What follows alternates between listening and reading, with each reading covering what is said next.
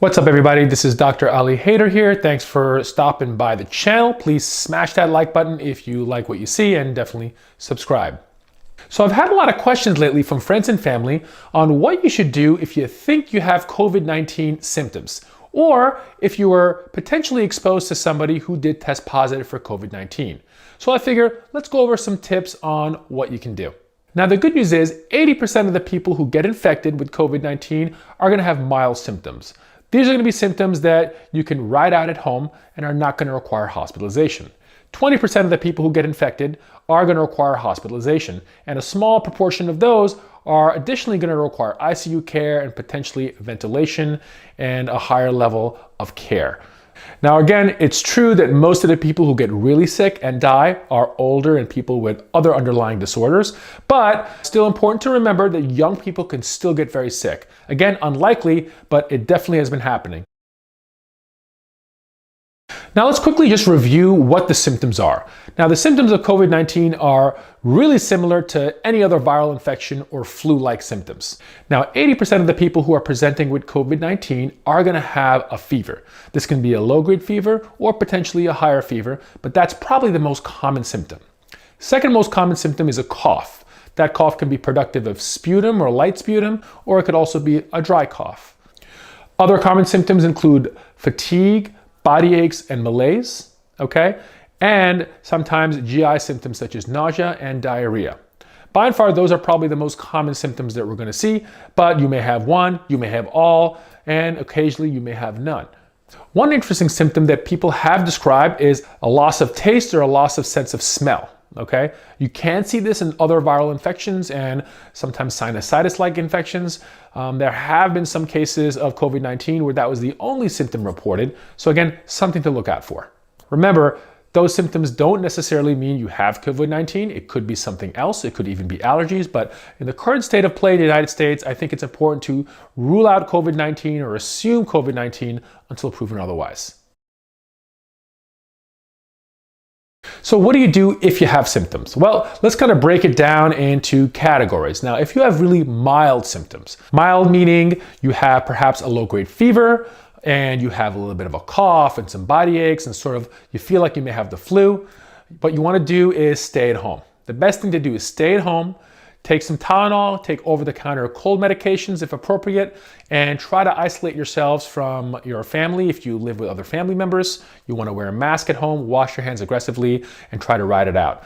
You do want to get in touch with your doctor. It's never a bad idea, and depending on your situation, there may be a role for testing, even with mild symptoms, particularly if you're, for example, a healthcare worker. But by and large, mild symptoms, you're going to stay at home and let it ride out. Most of the time, at least in the current status of things in the United States with testing, you're probably not going to warrant testing if your symptoms are really mild. But assume you have it and treat yourself as such. Now, if you have moderate symptoms, so maybe you have a higher grade fever for several days, your cough is a little bit worse, and maybe even you have a little bit of trouble breathing, definitely in this situation, you want to call your doctor. That may be a situation where you do want to get testing done, again, depending on the situation of your area. What you don't want to do is head straight for the emergency room or head straight for your doctor's office or an urgent care center. The reason is, number one, they're completely overwhelmed and crowded with a lot of COVID-19 positive patients. So if you don't have the infection, you're going to expose yourself potentially to people who do. All right. Not to mention there are going to be really long waits and things are in sort of a disarray here. So do not go anywhere without calling your physician if your symptoms are moderate. Now, if your symptoms are severe, meaning you've developed chest discomfort or shortness of breath and difficulty breathing, particularly if the breathing has gotten worse over a short period of time, such as over the course of 24 hours, that's a situation where you want to call 911 and play it safe. Now, EMS is overwhelmed in a lot of places, particularly in New York City. I think they had 7,000 calls on Thursday alone, which was, I think, a record for them. So EMS is very inefficient right now, so you have to take that in mind. Another reason not to call if you only have mild or moderate symptoms, let the EMS handle the people who are a lot sicker, okay? So again, if you're not sure and you're not feeling completely crummy, call your doctor and try to get some guidance. Now, if you don't have a doctor, what you can also do is Call your insurance company. There's a lot of teledoc services and telehealth services where you can get a physician on the line or even video chat, and they can help you figure out whether or not you may need to go see a doctor or you may need to get tested. So use those resources. You can also go online from your local town and city and try to find out where there may be availability to speak to a physician on the phone, because these services are popping up to let people stay home but still have access to a physician if they otherwise didn't have one. Now, if it's up to me, we would test everybody. Broad testing, kind of what South Korea did and what Singapore did. They tested people who were symptomatic and asymptomatic. That way they were able to isolate the patients who actually were COVID-19 positive, even the ones who didn't have symptoms. Because remember, there is a large chunk of people who have zero symptoms but could still spread the virus. Now, in the United States right now, we're still not up to par to be able to do that. Testing is still very limited. In certain areas, it's more widely available, okay? So what you want to do is definitely find out what the status of testing is in your town. You can go to your town's local website and get that information, or even call the town hall and try to find out what the status of testing is, if drive-through testing is available. Now there's drive-through testing that's been popping around, all right, and these may be avenues for yourself to get tested if you have mild or moderate symptoms. Now remember, these drive-through centers are appointment only, so don't just show up somewhere. Make sure you call first, and you can find that information online.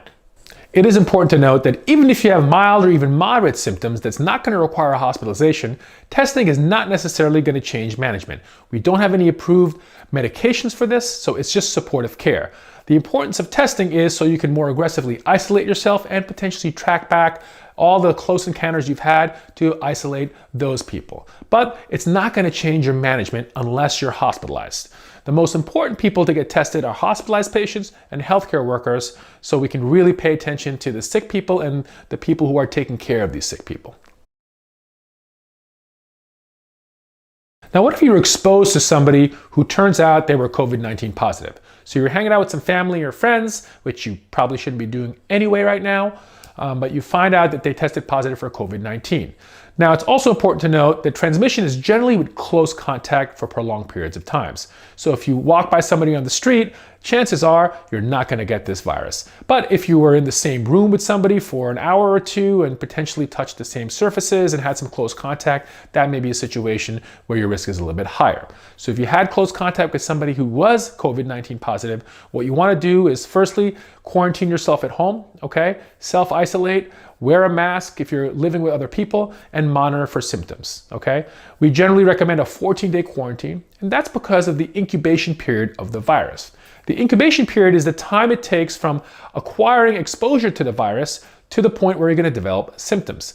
And generally, we think the average is about 5 days, but it can be anywhere between 2 days all the way to 14 days. Still, in many places, testing is still limited to people admitted to the hospital who are really sick and healthcare professionals who are having symptoms. So again, hopefully everybody is socially isolating. Remember, although the majority of people who get this virus are not going to be super sick, there is a percentage of people who are going to require hospitalization and a percentage of people who are going to get very sick. And although predominantly that's older and people with comorbidities, there are a handful of young, healthy people getting very sick. So we all have to take it seriously.